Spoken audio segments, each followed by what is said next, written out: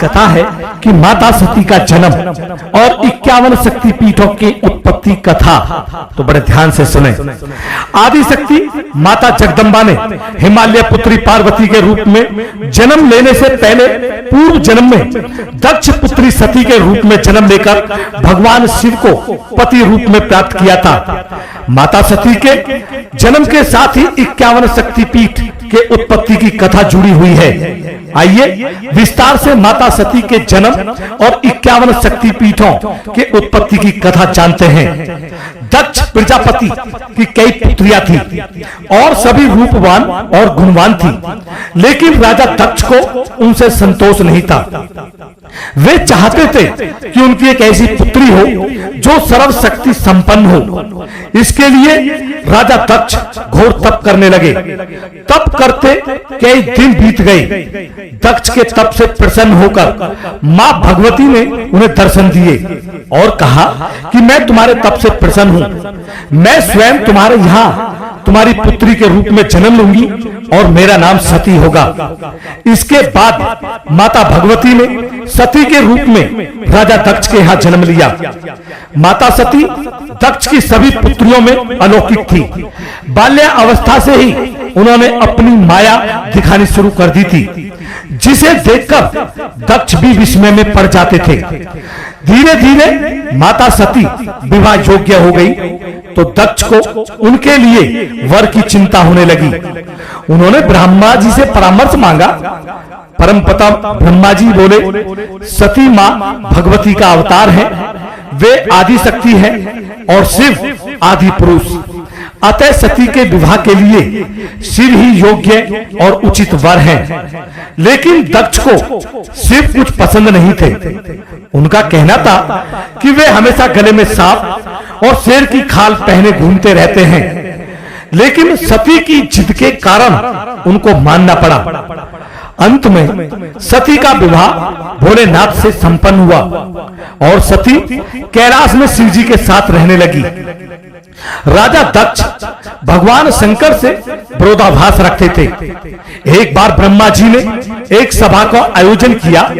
उस सभा में भगवान शंकर ध्यान लगाए बैठे थे। जब राजा दक्ष वहां पहुंचे तो सभी ने खड़े होकर उनका अभिवादन किया, परंतु शिव तो ध्यान में थे। उन्होंने न दक्ष को देखा और न खड़े हुए। फलतः दक्ष ने अपमान का अनुभव किया। केवल यही नहीं, उनके हृदय में भगवान शिव के प्रति ईर्ष्या की आग जल उठी और वे भगवान शंकर से बदला लेने के लिए समय और अवसर की प्रतीक्षा करने लगे। समय बीतता गया और एक बार राजा दक्ष ने एक विशाल यज्ञ का आयोजन किया। इस यज्ञ में सभी देवताओं और मुनियों को बुलाया, परंतु शिव से बैर भाव के कारण उन्हें भगवान शिव को उस यज्ञ में आमंत्रित नहीं किया। लेकिन माता सती का यज्ञ में जाने और अपनी बहनों से मिलने का बहुत मन हुआ। देवी ने भगवान से वहां जाने की आज्ञा मांगी, किंतु भगवान ने वहां जाने से मना किया कि अभी वहां जाना ठीक नहीं। लेकिन माता नहीं मानी और हट करती रही। अंत में भगवान ने उन्हें जाने के लिए भेज दिया और साथ में अपना एक गण भी भेजा, जिसका नाम था वीरभद्र। अब जब सती अपने पियर पहुंची तो राजा दक्ष ने उनसे उनके पति शिव के बारे में बहुत कटु और अपमानजनक शब्द कहे। लेकिन देवी सती काफी समय तक मौन रही। कुछ समय बाद सती ने यज्ञ मंडप में सभी देवताओं के तो भाग देखे, किंतु भगवान शिव का भाग नहीं देखा।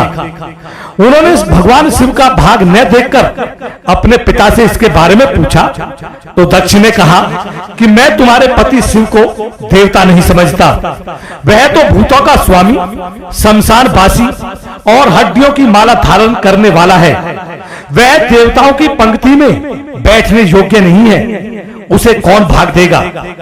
इन बातों को सुनकर सती की आंखें क्रोध से लाल हो गई और वो कहने लगी कि जो क्षण मात्र में संपूर्ण सृष्टि को नष्ट करने की शक्ति रखते हैं वे मेरे स्वामी हैं। नारी के लिए उसका पति ही सब कुछ होता है। जो नारी अपने पति के लिए अपमानजनक शब्दों को सुनती है उसे नरक में जाना पड़ता है। मैं अब एक क्षण भी जीवित रहना नहीं चाहती। सती अपने कथन को समाप्त करती हुई यज्ञ के कुंड में कूद पड़ी। जलती हुई आहुतियों के साथ उनका शरीर भी जलने लगा।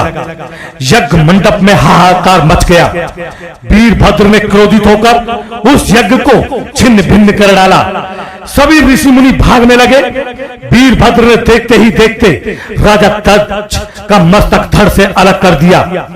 जब ये बात भगवान शिव के कानों में पड़ी तो वे भी प्रचंड आंधी की भांति यज्ञ स्थल पर जा पहुंचे।